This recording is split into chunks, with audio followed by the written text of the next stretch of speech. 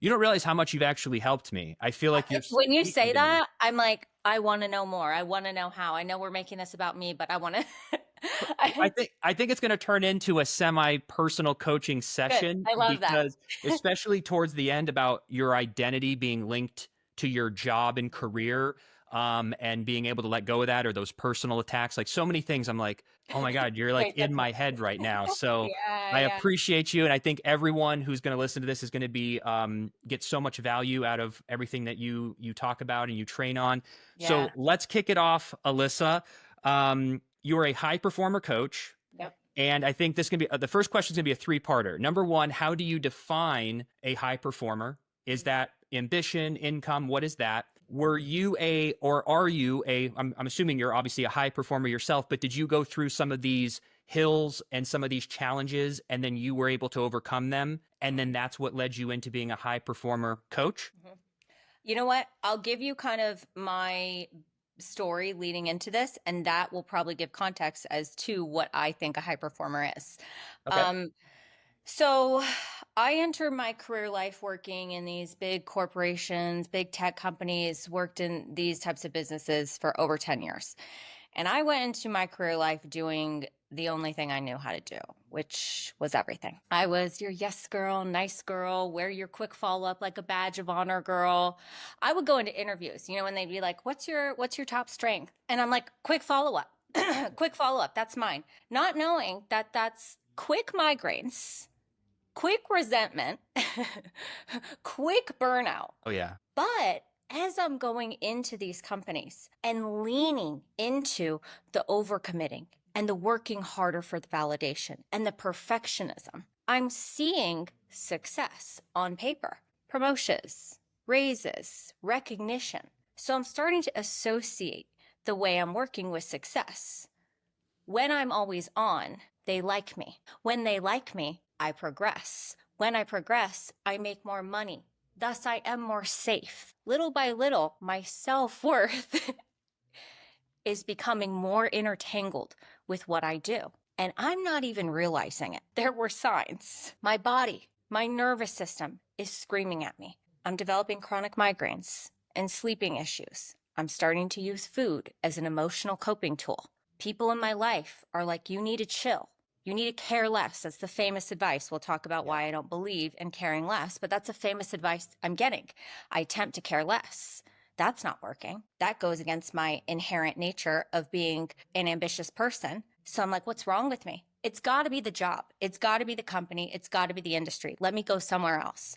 I changed so many times I can't even count anymore. And sadly, it wasn't that woke me up. It was getting into a car accident, waking up inside of an ambulance with my very first thought being, oh shit, I missed that client meeting. And I remember calling my dad, and he's like, Elissa, are you okay? And it kind of dawned on me in that moment. It was what I call like my wake the F up moment. Everywhere you go, there you are. There's a common denominator here. And that's not to say that these companies and industries are perfect, far from. But there are certain things you're doing everywhere you go. And until you tackle that, no matter what you do, no matter who you work for, whether it's them or yourself, you're going to continue to burn yourself out. And the thing I was doing was attaching my self worth to my work. It was emotionally tying my enoughness to what I did. Without that validation, I quite literally felt like a failure as a human. And at the time, I had been going to therapy for like 5 years. I did not need to relive my childhood traumas anymore. I was like, Yeah. I get it. I got it. I know what went on 15 years ago. How and what do I do in a professional setting when I am faced with a stressor? When I get the feedback, instead of taking it like a personal attack and spiraling for days, how do I emotionally regulate myself? How do I respond versus react? Just say no, deep breathing. That's not going to cut it. Yeah. And I knew that. And so I was like, no, I've got to tackle this head on. I got to tackle this. I didn't know how, but I knew it was that. Fast forward, I end up doing this.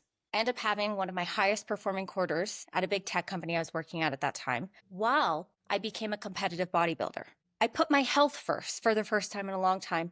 And actually, was showing up more productively at work. My energy at work wasn't going towards all these things that I couldn't control. I wasn't taking the feedback personally. My mood wasn't dictated by a good or bad work day. An upset client didn't have to be about me anymore. And I quite literally got energy back. It never was about working less. It never was about caring less. And now I run this business. I am quite literally more successful than I've ever been in my life, with more, we'll call it balance, than I've ever had. I define balance as being able to manage where my energy goes at work so that I have some outside of it. Yep. And that's why I do what I do. And that's why when I talk to people like you, I'm like, I see you, I get you, I hear you, I am you. It's refreshing, because at first you almost feel a little crazy.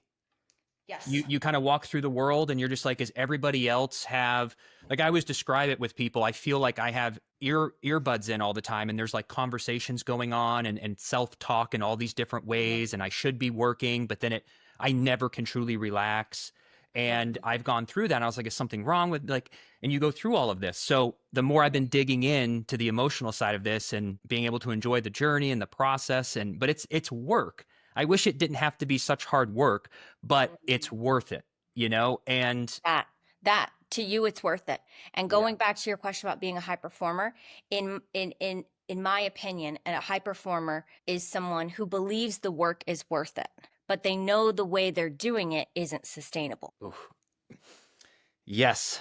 Yep. Exactly. Because you want to be able to show up and perform at that high level, but if you're not 100% yourself, and then you kick yourself when you're showing up at 80, even though people might perceive you as 100. Your 80 is like everyone else is 120%, I'm sure. Yeah. There's times that I'll leave like an interview or some sort of like speech or something that I'm doing, and I'll just be devastated. I'm like, this went terrible. I feel terrible. And then I'll end up watching it back, or I'll get like the best reviews. And I'm like, so I was just thinking it wasn't as good because I wasn't bringing in my mind the 100% that I knew I could, but my 80% no one knew. So I'm just like being hard on myself, even though it's great. You bring up such a good point. The 100% I knew I could, but what that makes me think is it ever enough? Like, have you truly defined what your 100%? I know I never did.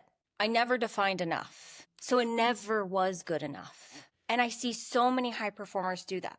When I do this, I'll be happy. When I get there, I can relax.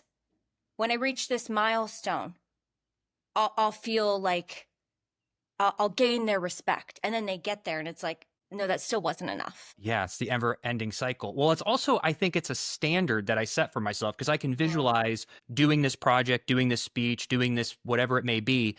I know what I'm capable of. So in my mind, I've set myself up to just knock it out of the park. So my standard baseline level is the best I have ever done. So even when I do maybe get a standing ovation or all these reviews or handshakes, I don't even feel elated anymore. I just go, that's what I expect of myself. Right, because I've met this standard before. Yes. If it's not this every single time, then it's subpar. Even though I got the standing ovation, I'm not celebrating myself because it wasn't this thing that I got one time.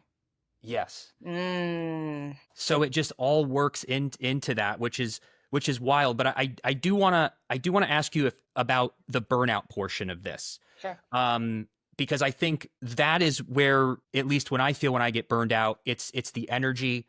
You're drained and you almost lose a little bit of your passion, which then frustrates you. What is causing that burnout on a deeper level? Not just like, well, I'm working 50, 60 hours, that's why I'm burned out. But I think it's deeper than that. 100%. So it's interesting. You kind of just said it. I feel drained. A lot of people will come to me and they'll say, I feel so drained after work. I was just talking to this guy. He's a VP of sales and he goes, I'm sitting on the couch after work and my wife is like, hey, can we go on a walk? And he's like, I can't even stand up. I'm so drained. But in that same sentence, he's also saying, I take the feedback like a personal attack. I ruminate on what my team says. I overthink worst case scenario, something that may or may not even happen. And I go, and you're wondering why you're drained? And you wonder why you don't have any energy?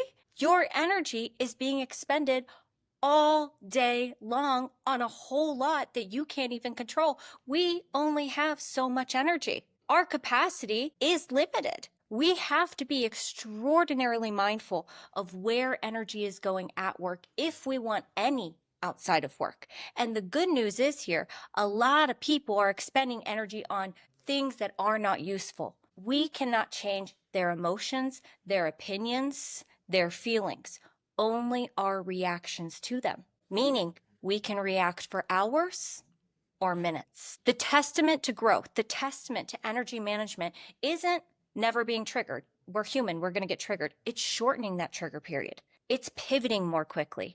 It's adapting to the pressures, not running from them, building our capacity so that when we are faced with these things, we go energy management.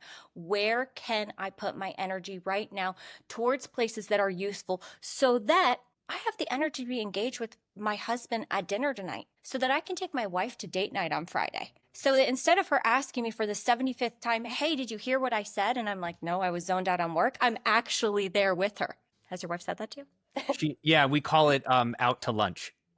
Out She to goes, lunch. "Are you out to lunch?" I'm like, "Sorry." I was like, "I heard it. I was just," and I'm looking at, I'm listening.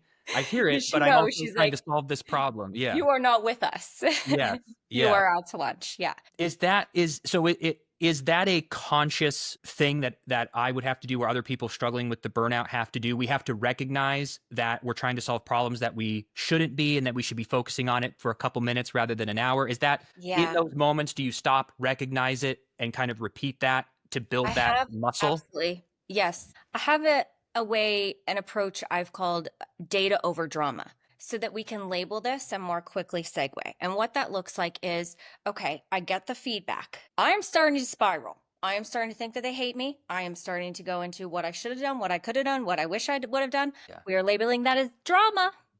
That is dramatic. Okay, what is the data here? The data is I was off track here. What steps, what actions do I need to take in order to be on track? That is the data, the information we can take from this. That is going to allow us to more quickly get out of the drama. The energy expenditure that isn't useful is the drama. I like that. Yeah. The drama versus the data. Yes. Very useful. Very useful. It definitely is. I'm gonna that like yeah, that makes a lot of sense to me. I'm thinking of so many moments where I go, I spent too much time on the drama and not the data there. So those are the little things that can really help. And what about moving that into when I reach this goal, or once I achieve this, I'll be happy. Yes. You have like so if you can manage, okay, drama, data, I'm going to focus, I'm going to live in the moment, I'm actually going to try to enjoy the process, enjoy this journey, but I also have this thing where I'm not satisfied with where I'm at, even though I'm grateful. Then you feel guilty that you're not being more grateful because you have so much. You're like, just be grateful for what you have, but I'm ambitious and I want more. Yeah. And then once I get this, then I'll be happy. Then you reach it, you have 72 hours of a high, then almost like a crash. And now you're back to reality where you're like, all that work for that 72 hours of high of accomplishing that goal or getting that trophy. And now you're back to life, back in the process. You're already like on track here with recognizing that it's only 72 hours. So I think for me, what I had to do is historically, let's look at me living this whole like, when I get there, I'll be happy. Well, historically, it wasn't working out because I would get there and there was 72 hours. Well, guess what was so much longer than there? Here. Now, the majority of our life, if I decide that I am only going to be happy when I'm there for a few 72 hours of my life, then the majority of my life I won't be happy. Yeah. I think we just have to look at the reality of that. And when I was able to do this, the amazing thing is I started to find satisfaction in the work itself. And that's what we come here to do. You got into this line of work because you're passionate about it. You got into it because you were excited about the work. Initially, you likely weren't thinking about, I'll only be happy when I get there. You're like, I want to go into this because I want to talk to people. I want to, develop connections with people in all these different industries. I want to share my expertise. You get to find satisfaction in the journey, which is the majority of our lives. When you look at the reality that there is so short, you get to enjoy more simple things. Now that I'm not so focused on there, I quite literally find more happiness in my day-to-day. Simple pleasures. oh, I had my coffee outside this morning. Yeah. And it's, you know, in Arizona, it's not 110 degrees yet. It's a nice 80. That's lovely. And I get to sit out here and do this. Not get up and, oh my God, you got to hit your milestone for the quarter. Yeah, that'll Yeah. happen. I plan on getting there. You already know the steps you have to take to get there. You could freak out about it, or you could just enjoy the journey. Watch how you operate with more pleasure when the pressure of when I get there isn't there. We're more creative, we're more communicative. We can think more clearly, more calmly. We perform better when we enjoy the journey. And the irony is the initial focus of wanting to get there is in efforts to be more successful, and that's only sabotaging our true potential. So congratulations. Now you can enjoy the journey Yeah. and tap into a potential you've likely been cutting yourself off from. And you're right. It's the steps are in place. It's more just like endless worrying or self-sabotaging rather than just, yeah, I have the steps. I know where I'm going. Things are You're working. skilled, you're qualified, you're competent. You know that you know what to do. So you can worry about it or you can just do it. And I think sometimes, at least earlier in my career when I went through bad financial times, sometimes the urgency to get there wasn't necessarily a title or accolades, but it was the financial stability where you're Yeah. not like, the mortgage is due, or I have to check my Yeah. bank account before the grocery store. And once I was able to get through that, I think I started to get a little better with enjoying the process. But do you feel some people though do get caught in that the rush because maybe they want to get to a certain income level just to take a deep And breath? people will come to me and even tell me that too. Like, well, I'm just going to grind now so that once I get there, once I get to that income level, I can like kind of pull back. Okay, well, your grind is coming with habits, overcommitting, people pleasing, working harder for the validation, being on 24/7. And when you get there, your mind doesn't automatically go, oh, see, we're here. We did it. We can pull back. No, you've associated success as doing it this way. And that's when people come and hire me. And they're like, oh, that didn't ever go away. I thought I would just operate that way and grind it out and hustle it out until I got, to this certain income level. And then I never stopped because I didn't know another way to do it. You can get to that income level. You can get there quickly and more effectively than thinking you have to grind, because that is rooted in fear and worry. And nothing rooted in fear and worry is superior. It's inferior to operating with calm, with pleasure, with enjoyment. You think better. You are smarter when actions aren't rooted in fear. And that's a hard thing to counter when we are surrounded by fear. You should imagine how people respond to me when I'm like, just don't worry about it. I mean, I don't just say that. Yeah. They're like, but everyone in my entire life is worried. How can I not? If I don't worry, who am I? Well, how do you feel now? Well, I feel awful. I feel burnt out. I feel exhausted. Then let's try out the alternative. Yeah. Well, and I think a lot of this too, at least my take of trying to discover all of this is, I think this all stems from my identity being attached solely to my career and my work. And it all kind of happened to me when I was young. Just to give you a little backstory of kind of how I feel. I have, interesting story, but I'll keep it short for you. But I was an actor in Hollywood for 15 years. And I worked on the soap opera Days of Our Lives for 10 of those years. And that's a very popular soap. So anywhere I would go and I have a conversation with someone, there's someone's grandma, aunt, or mom who watches Days of Our Lives or did watch Days of Our Lives. And when you go to these events and you go to these press tours and all of this stuff, you're the character on the show. You're the guy from Days of Our Lives. Even today, I've been off the show for 5 years. I was at a birthday party and it ended up coming up in some capacity. And someone goes, oh, you're the Days of Our Lives guy. And someone else was like, oh, I got to FaceTime my mom. This is so cool. And I love that. I love doing that.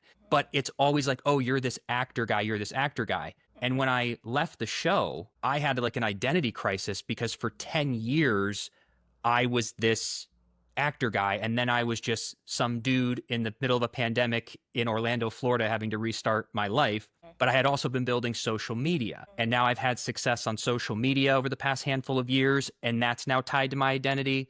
And I feel like when I have a bad day at work, I feel like that personal attack that you mentioned, not from people, just in my own head. And the more and more I was watching some of your videos and what we've been talking about now, I almost wonder if that's what stemmed from all of this, because I don't even really know myself outside of work because I love what I do. And when someone says, well, what'd you do this weekend? Like, what'd you do for fun? Or what are your hobbies? I'm like, I make videos. I have a podcast. Like, I'm writing a book. Like, I do acting stuff. I'm doing, like, I almost don't even know myself outside of work. And it's so attached. Do you want to know yourself outside of work, or does this feel fulfilling the way that you're doing it?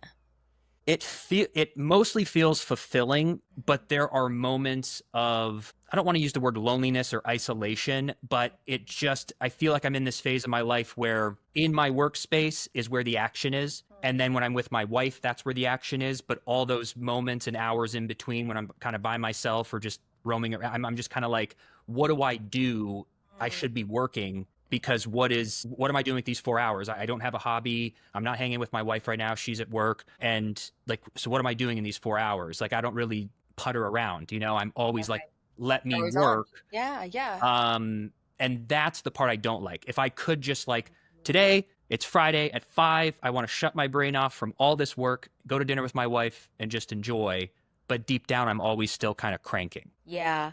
So a couple things here. First thing that comes to mind is I think many times when people hear me say, oh, my identity is tied to work, they think the alternative is my identity isn't tied to work. And I think there's a space where identity in work and outside of work can coexist. And I think they should, because we're multifaceted as humans. Work is a part of what you do. Being a husband is a part of what you do. Being a friend, being someone that enjoys, working out. These are all aspects of who we are. I believe they can all coexist. But when work becomes the sole thing, to the point where a bad day there ruins your mood at home, then okay, the scale's kind of weighing pretty heavily towards the identity being very focused in this one area. Not wrong that it's a part of your identity, but we need to manage, okay, if something goes wrong here, why am I taking it like this personal attack? Well, because for years and years, I've told myself that if you're not perfect and you make a mistake, then you're going to fail.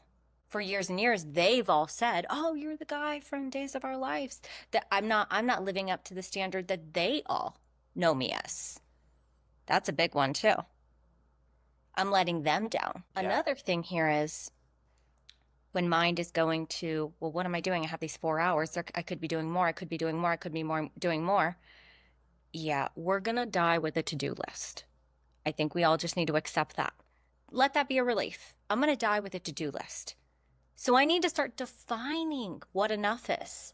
I mean on a day-to-day basis. I mean going into your days, saying today I'm working on X, Y, and Z. And when I finish Z, I'm done. Could I do more? Absolutely. Could I always do more? Yeah. Have I already determined that I'm going to die with a to-do list? So if I try and run this race, I'm never going to win it? Yeah. I accept there's always going to be more to do. So I am going to place limitations around it so that when I hit Z, I go, I'm done. Sense of accomplishment, sense of internal validation. When mind goes to work thoughts after work, you now have a response that is, I finished X, Y, and Z. I'm good for today. And I know what I have to do tomorrow. Defining enough is huge, and accepting that alongside with your definition of enough, there is always more to do. That's okay. We know that. We got that. But tonight, I'm going to dinner with my wife, and I'm not going to be out to lunch. Yeah. Exactly. I love, that's a really, you've had like I'm going to be able to watch this back, thank God, and write down your threat to die.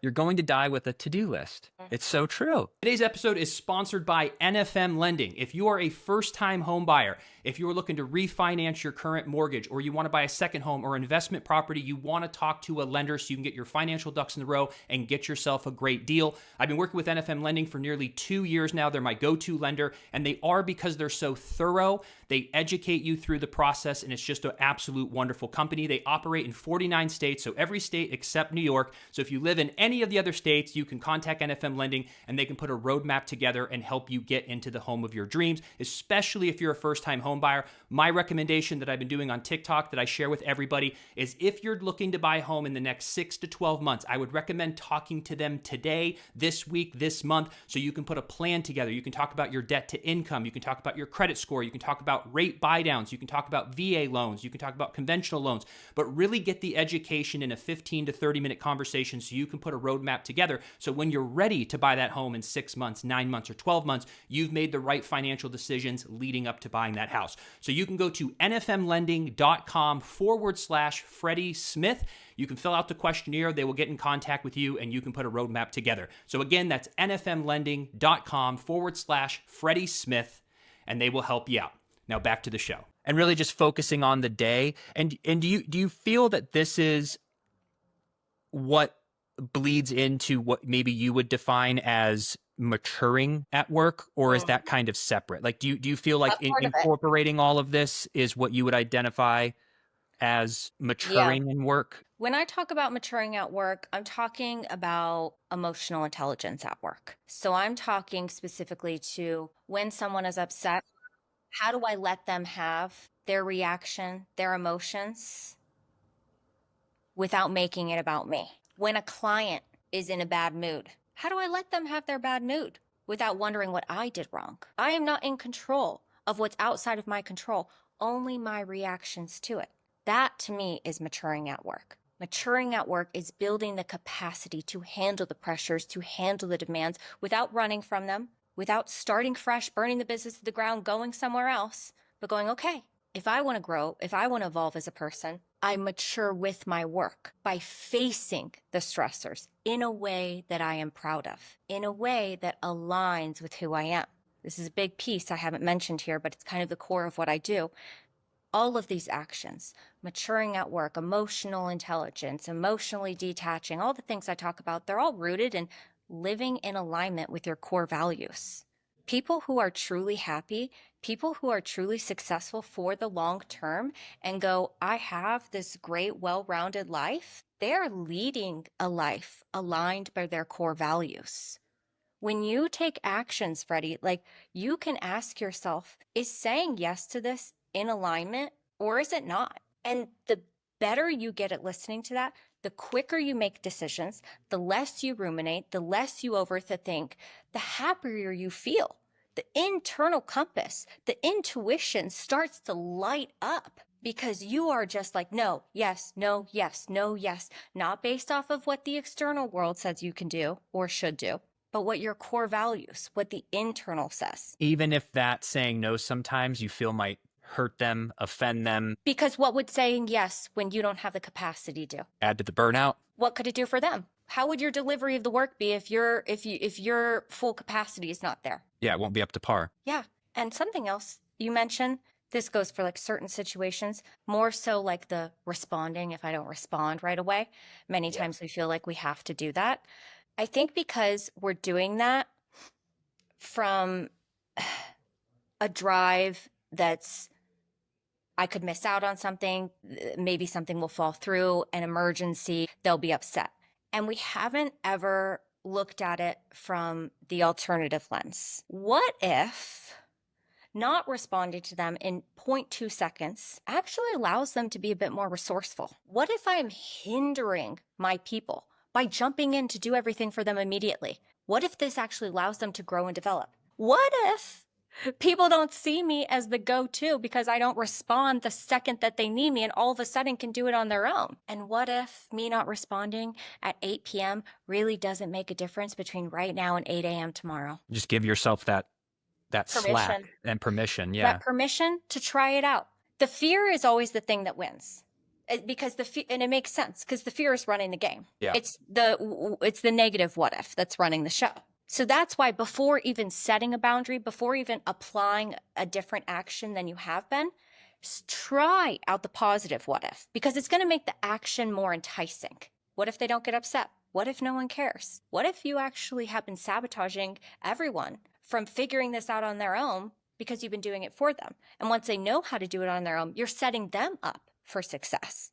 Oh, okay. That sounds a little bit more enticing than, What if they hate me and something falls through and I fail? And that makes so much sense though, because we're already playing the what if game. Why not make it what if it's positive rather than assuming the worst?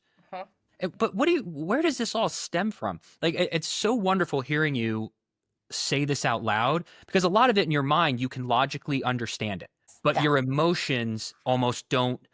The Follow it. emotions, what's playing like I'll look at a situation, I go, Freddie, logically, you're being insane, but emotionally, I feel like the world is collapsing. But what's create like all of these issues? Like, is it the society that we're living in today? Is it the structure that we built in this hustle capitalistic kind of vibe of like, you got to make money and hit quotas? Have we always been like this? Or what do you think creates all of this fear and all of this overthinking and rumination, when can't we just all like just chill? I want to get shit done. I want to be productive, but like, Yeah. chill. You know, it's funny. And everyone does. I know, because I work with them all. I'm working with these partners of law firms, and they're like, oh my God, I want us all to be chill.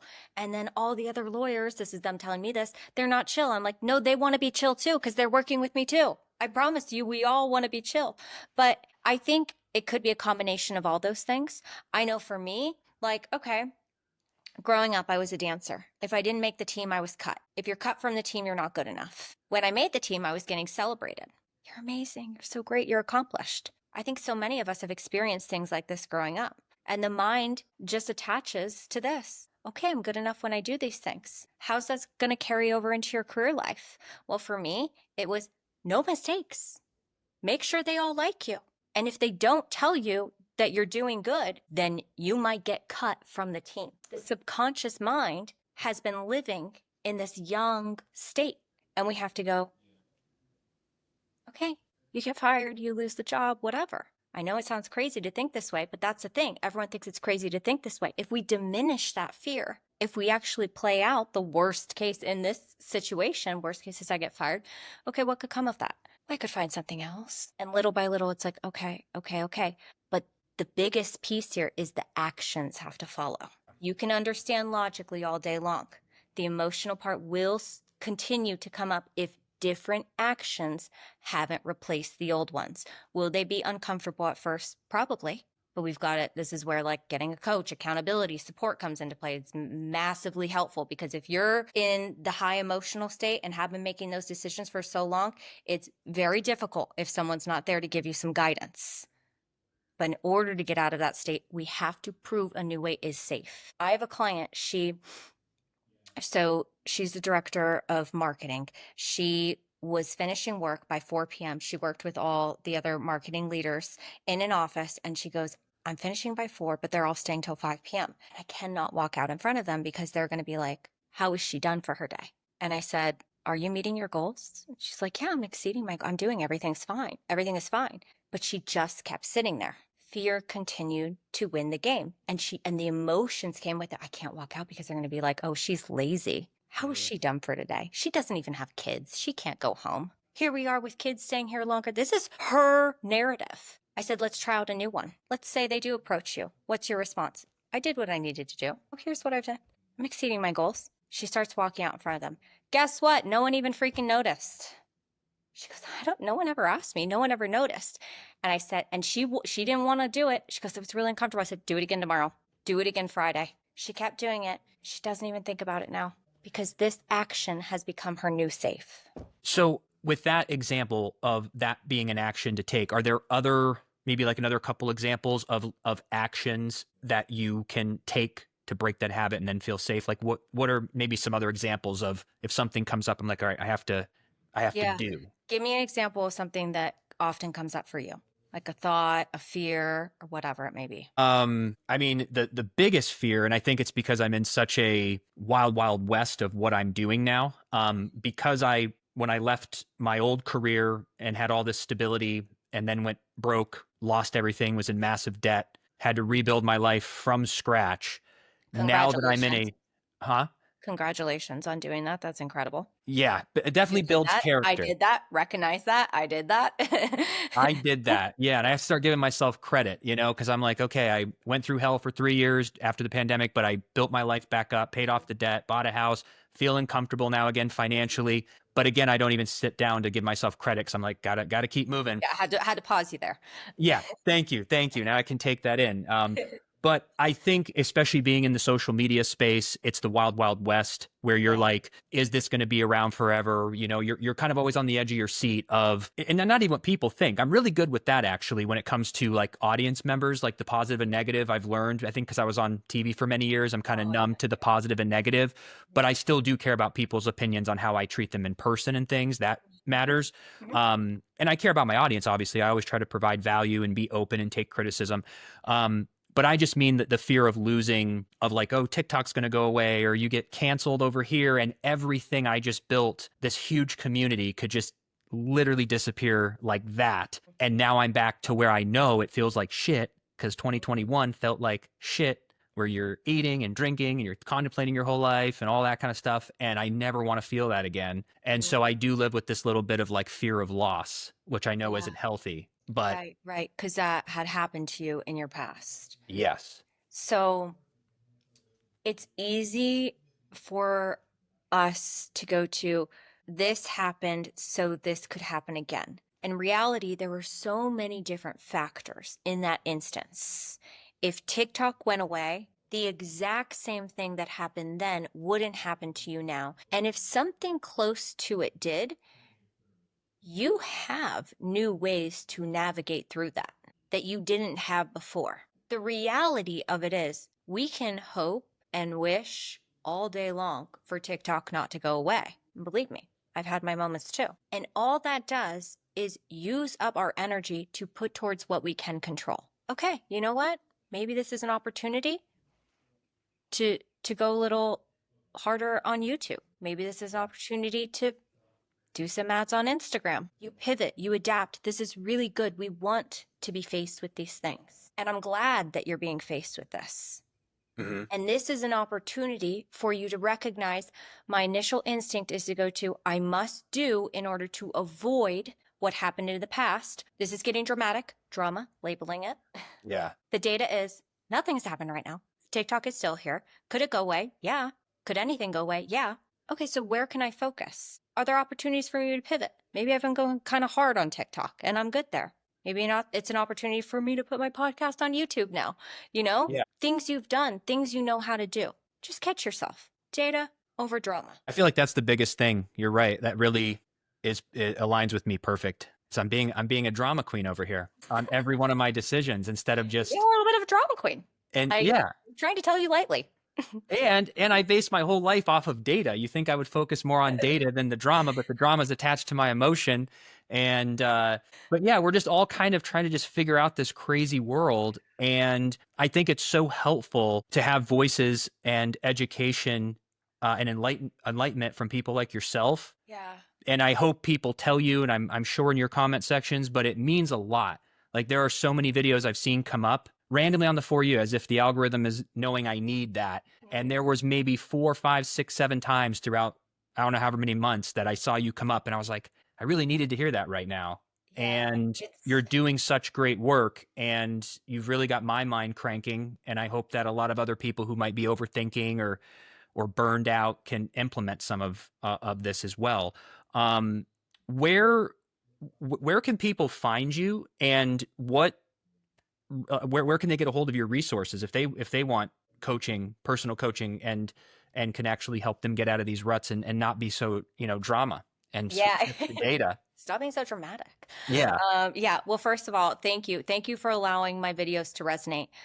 There are 2 ways you could go with this. You could say, nope, it's the world's fault. I'm doing nothing wrong. Or you can take a sense of accountability and recognize, yeah, there's a whole lot that's happening outside of my control. And I don't have to agree with it, but I can accept that I play a part in this. And that's a testament to you. Like, for my videos to resonate is a testament to you taking that accountability. So honestly, I commend you on that. People can find me on TikTok, Instagram, link in my bio with my current offers. I do coaching. I have an audio-based podcast style program called Rebalance, really helping to tackle the data over drama, the fears and all of that, because my opinion is we've got to tackle up here. This is the biggest piece. We can't slap on boundaries. It's not about working less. It's not about caring less. We have to redefine what caring looks like. And that starts by managing where mental energy is going. Mic drop. Mic drop. I love that. And I'm just really glad that we're able to share some positivity, and Yeah, I love anyone it. who, yeah, like you can reach out to I love Elissa. that. But I really appreciate you, and Thank maybe you so maybe we much. can circle back in a few months if you want Yeah, to come back on. We have I a would lot love more to we see could where talk you're about. at. And that would be really cool how you implement the data over drama, how you've been responding differently. I can call you out. You're still being too dramatic here. I I welcome it. Please do. Please do. But yeah, definitely let's stay in touch. I wish you Love well. that. I can't wait to keep following your journey, Likewise. and then we'll talk very soon. Thank you so much. All right. Thanks, Elissa.